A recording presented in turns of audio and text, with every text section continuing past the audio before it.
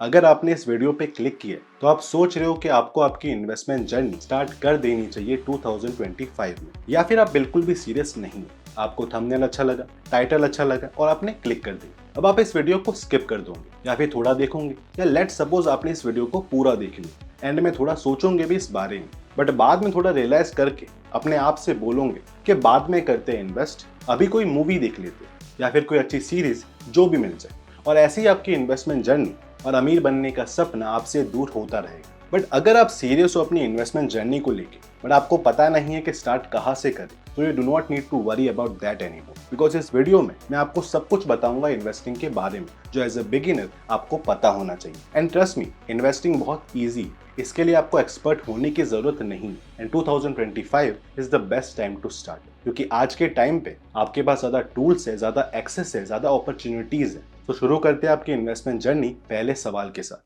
Y do we need to invest? सबसे पहला सवाल तो यही आता है कि हम हमारी कंफर्ट वाली लाइफ से हटकर ये इन्वेस्टमेंट के बारे में क्यों सोचे। वेल, अगर आप नहीं सोचोगे तो आपके पैसे आपके नहीं रहेंगे, वो इन्फ्लेशन ले जाएगा। इंडिया में इन्फ्लेशन अराउंड 5 से 6% है। दैट मीन्स आपके खाने की चीजों से लेके आपके गाड़ी के खाने की चीजों तक सबकी प्राइस इंक्रीज हो रही है हर साल, जबकि आपका सेविंग अकाउंट आपको 3 से 4% का रिटर्न दे रहा है। आपके पैसे ग्रो नहीं हो रहे, उल्टा उनकी परचेसिंग पावर समय के साथ गिर रही है। बट अगर आप इन्वेस्ट करते हो तो उस तरीके से आपके पैसे आपके लिए काम करते हैं। पावर ऑफ कंपाउंडिंग के मैजिक से आप अपने इनिशियल इन्वेस्टमेंट पे ही रिटर्न नहीं कमाते हो, आप अपने रिटर्न पे भी रिटर्न कमाते हो। जैसे अगर आप 15,000 के SIP कराते हो इंडेक्स फंड्स में, तो 12% एवरेज रिटर्न से आपका अमाउंट 20 सालों में हो जाएगा 1.5 करोड़। अब एक और बोरिंग सवाल पे जाते हैं, जो पहला स्टेप है आपकी इन्वेस्टमेंट जर्नी का, how to get started with investing. इसके अंदर भी 3 स्टेप है। पहला स्टेप, सेट योर गोल्स। आपके शॉर्ट टर्म गोल्स है जैसे वेकेशन और बाइंग अ कार, या फिर लॉन्ग टर्म गोल्स है जैसे रिटायरमेंट, क्योंकि उसके अकॉर्डिंग हम इन्वेस्टमेंट डिसाइड करते हैं। सेकंड स्टेप है अपना रिस्क अंडरस्टैंड करो, आप कितना रिस्क ले सकते हो। अगर आपको रिस्क नहीं लेना तो FD और बॉन्ड्स में इन्वेस्ट करो, अगर रिस्क ले सकते हो तो म्यूचुअल फंड और स्टॉक में इन्वेस्ट करो। एंड थर्ड स्टेप है बी पेशेंट। ये कोई गेट रिच क्विक स्कीम नहीं, ये get rich slowly but surely game है। तो जितना जल्दी आप स्टार्ट करोगे उतने अच्छे रिजल्ट आपको मिलेंगे। अब आते हैं सबसे important question, where should I invest in 2025? और उसमें सबसे पहली जगह दी गई है इंडेक्स फंड्स को, स्टॉक मार्केट के सबसे लीस्ट रिस्की इन्वेस्टमेंट। जैसे क्रिकेट में ICICI हर साल एक टीम बनाता है सारे अच्छे प्लेयर्स को लेके जिन्होंने अच्छा परफॉर्म किया है उस साल, उसी तरीके से इंडेक्स फंड्स होते हैं। जैसे निफ्टी 50 इंडेक्स फंड्स, इसमें आती है इंडिया की टॉप 50 कंपनीज जैसे Reliance, Tata, ICICI। So that way risk थोड़ा कम हो जाता है, कॉस्ट भी कम लगती है और बिगिनर्स के लिए परफेक्ट है। इंडेक्स फंड्स रेप्लिका होते हैं इंडेसेस के, जैसे सेंसेक्स हो गया, निफ्टी 50 होगी, IT हो गया, फार्मा हो गया।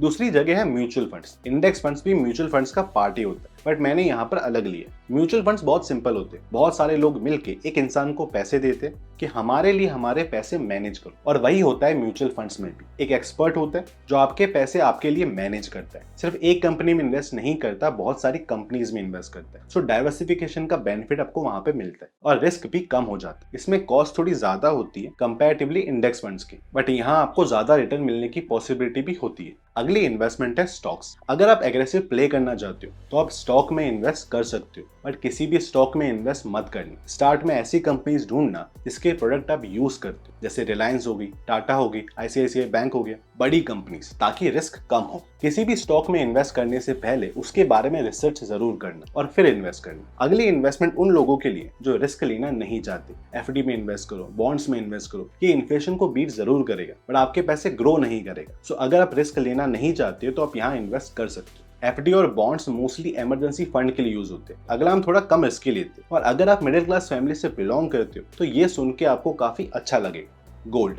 बट फिजिकल गोल्ड नहीं, आपकी ज्वेलरी नहीं, वो इन्वेस्टमेंट नहीं है, क्योंकि उसमें मेकिंग चार्जेस लगते हैं, GST लगता है और प्योरिटी की भी टेंशन होती है। सो कहाँ इन्वेस्ट करना चाहिए? डिजिटल गोल्ड में, या फिर उससे भी बेटर सोवरेन गोल्ड बॉन्ड में। ये गवर्नमेंट इशूड होता है इसलिए रिस्क फ्री होता है। इसमें गोल्ड की प्राइस बढ़ने के फायदे के साथ साथ आपको हर साल 2.5% का एनुअल रिटर्न भी मिलता है। So no making charges, no GST, 100% purity और उसके ऊपर से extra 2.5% return per annum. Gold important इसलिए क्योंकि ये हेज की तरह काम करते हैं। मतलब अगर आपका स्टॉक मार्केट नीचे जा रहा है तो गोल्ड ऊपर जाएगा। सो दैट वे गोल्ड आपकी इन्वेस्टमेंट का पार्ट जरूर होना चाहिए। अगला सवाल जो हर बिगिनर का सबसे इंपॉर्टेंट सवाल होता है, how much should I invest. देखो एक सिंपल रूल है, उसको फॉलो करो, बहुत सिंपल है बट वर्क करता है। 50-30-20 रूल। 50% आपकी इनकम का जाना चाहिए आपकी नीड्स में, house rent, food, bills etcetera. 30% आपका जाना चाहिए आपकी वांट्स की तरफ, एंजॉय करने के लिए, क्योंकि वो भी इंपॉर्टेंट है। एंड बाकी का 20% जाना चाहिए अपनी इन्वेस्टमेंट की तरफ। बट इसके लिए वेट मत करना मंथ एंड का, कुछ नहीं बचेगा, पहले दिन ही महीने के इन्वेस्ट कर देना। एंड ट्राई करना कि जो 20% है इसको आप इंक्रीज कर सको। एंड रिमेंबर वन थिंग, छोटा अमाउंट भी बहुत बड़ा डिफरेंस क्रिएट कर सकते हैं। जैसे अगर आप 1000 रुपए की SIP कराते हो 25 साल की एज में, जिसको अपन हर साल 10% से इंक्रीज कर रहे हैं, तो 60 साल होने पे 12% रिटर्न पे आपका अमाउंट हो जाएगा 1.77 करोड़। अगला सवाल है वेयर टू स्टार्ट इन्वेस्टिंग। बहुत सारे प्लेटफॉर्म है, बहुत कंफ्यूजिंग है पूरा प्रोसेस, बट ऐसा नहीं है। आज के टाइम पे ये सब बहुत इजी हो गया। जीरोधा, ग्रो, अपस्टॉक्स, इनमें से कोई भी प्लेटफॉर्म यूज करो। मैं पर्सनली जीरोधा यूज करता हूँ। अगर आपको वो यूज करना है तो उसका लिंक मेरे डिस्क्रिप्शन पे। अपना डीमैट अकाउंट ओपन करो, KYC कंप्लीट करो, बैंक अकाउंट लिंक करो, दैट्स इट। इन्वेस्ट करना स्टार्ट करो। म्यूचुअल फंड, स्टॉक, जिसमें आप चाहो उसमें इन्वेस्ट करो और कम से स्टार्ट करो। आपको 1 लाख रुपए नहीं चाहिए इन्वेस्ट करने के लिए, आप 500 रुपए से भी स्टार्ट कर सकते हो। एक बोनस टिप देता हूँ, अपनी इन्वेस्टमेंट ऑटोमेट कर देना, SIP सेट कर देना, ताकि मंथ के स्टार्ट में ही पैसे ऑटोमेटिकली कट कर इन्वेस्ट हो जाए। दैट वे आपको ज्यादा सोचना नहीं पड़ेगा। बट इस पूरे वीडियो का सबसे इंपॉर्टेंट सवाल अब आता है, कॉमन मिस्टेक जो एज अ बिगिनर आपको अवॉइड करनी चाहिए अगर आप लॉन्ग टर्म के लिए सर्वाइव करना चाहते हो। सबसे पहली मिस्टेक, जो रैंडम टिप्स चल रही है इंटरनेट पे या फिर अपने फ्रेंड सर्कल में, उससे दूर रहो। बहुत सारी एड्स आती हैं जिसमें आपको रातों रात अमीर बनने के सपने दिखाए जाते हैं, ये स्टॉक 1 महीने में डबल हो जाएगा। इन सारी चीजों से प्लीज दूर रहो। सेकंड मिस्टेक है कि अपने सारे पैसे एक इन्वेस्टमेंट में मत डालो,